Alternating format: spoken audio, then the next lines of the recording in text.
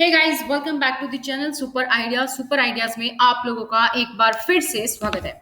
दोस्तों, काफी सारे कमेंट्स आ रहे हैं बार बार कि चार धाम की यात्रा के लिए हम जा सकते हैं कि नहीं, कब से शुरू होगी, क्या प्रोसीजर है।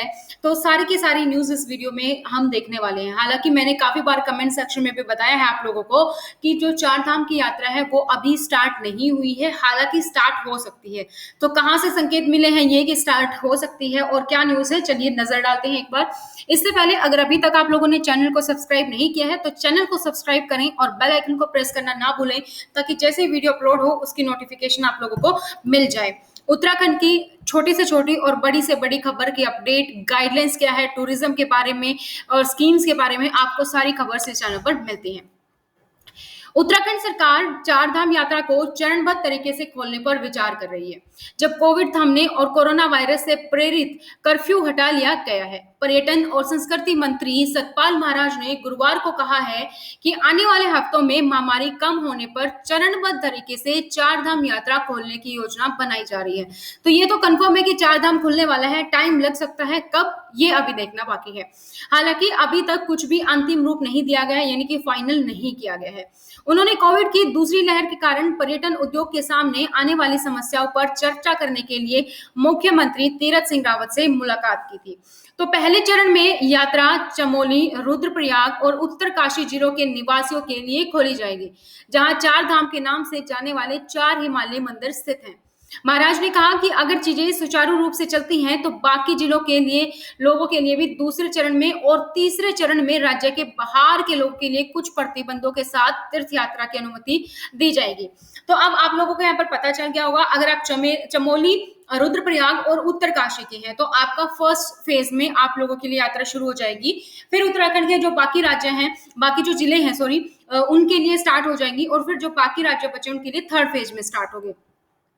बद्रीनाथ मंदिर चमोली जिले में, केदारनाथ रुद्रप्रयाग में स्थित है, जबकि गंगोत्री और यमुनोत्री उत्तरकाशी जिले में स्थित है। इसीलिए इन तीन जगहों पर फर्स्ट फेज में स्टार्ट होगा। मंत्री ने यह भी कहा कि हालांकि सब कुछ कोविड की स्थिति पर ही निर्भर करेगा। चार धाम यात्रा का चरणबद्ध उद्घाटन अभी संभव है जब कोविड की सकारात्मकता और मृत्यु दर में गिरावट जारी रहे, वर्तमान में लागू कर्फ्यू समाप्त हो। उत्तराखंड में चल रहे कोविड कर्फ्यू 8 जून को समाप्त होने वाला है, लेकिन कुछ प्रतिबंध जारी रह सकते हैं क्योंकि इसे चरणबद्ध तरीके से हटाए जाने की संभावना है।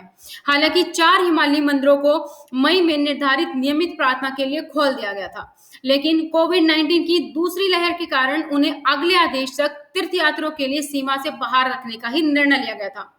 चार धाम यात्रा पिछले साल भी महामारी की चपेट में आई थी, जिसमें कई महीनों की देरी से मंदिरों की तीर्थ यात्रा शुरू हुई।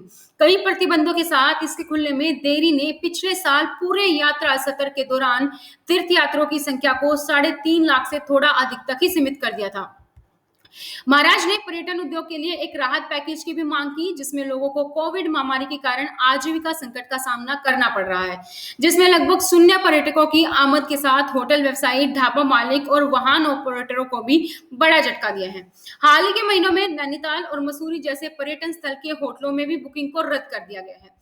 वाहन ऑपरेटरों को भी आसपास कोई पर्यटक नहीं होने का सामना करना पड़ रहा है। कोविड ने प्रतिबंधों को प्रेरित किया है, जिससे कि उन्हें अपनी आधी क्षमता पर अप्लाई करना पड़ेगा।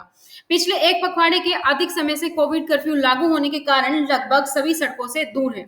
मंत्री ने कहा है कि राज्य की अर्थव्यवस्था की रीढ़ है, जो संकटग्रस्त पर्यटन उद्योग में जीवन को इंजेक्ट करने के लिए एक राहत पैकेज की मांग की है, क्योंकि उत्तराखंड जो है पर्यटन से ही चलता है।